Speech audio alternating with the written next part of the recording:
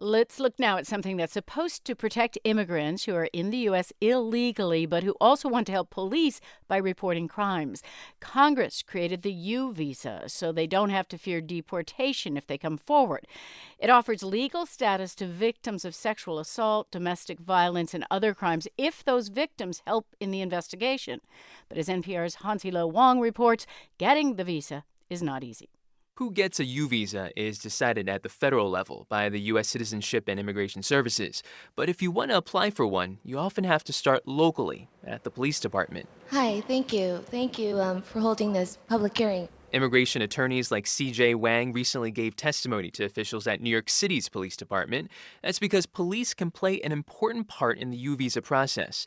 A law enforcement officer or a government official must sign a form as part of the application, certifying that an immigrant suffered from a serious crime and was helpful with the investigation. All certification is attesting to the fact that the victim has cooperated. Wang says the NYPD has been slow to certify applications.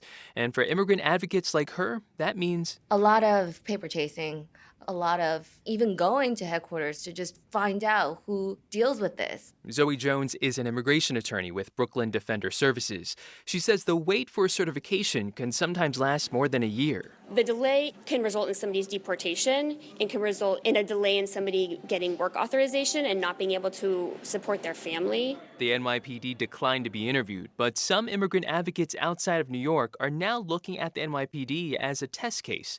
That's because it recently proposed a rule with new deadlines to streamline the U visa process. It could very well be a model for other law enforcement agencies. That was Deborah Weissman, a professor at the University of North Carolina's law school. She's conducted a nationwide survey of U visa policies. What we see is a real mishmash of policies, so much so that it seems that this federal statute has no uniform application whatsoever. Weissman says some police departments refuse to sign off on any U visa applications. They seem to think that if they certify, they are granting an undocumented immigrant legal status in the United States, and that is just not true. Only federal immigration officials can grant a U visa after a background check.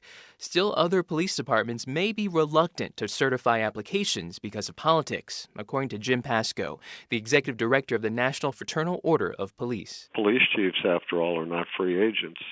They work for mayors or city managers or city councils, and they are going to reflect the judgment of that executive who employs them. In California, a new state law now requires police and government officials, like prosecutors and judges, to certify U visa applications for eligible immigrants.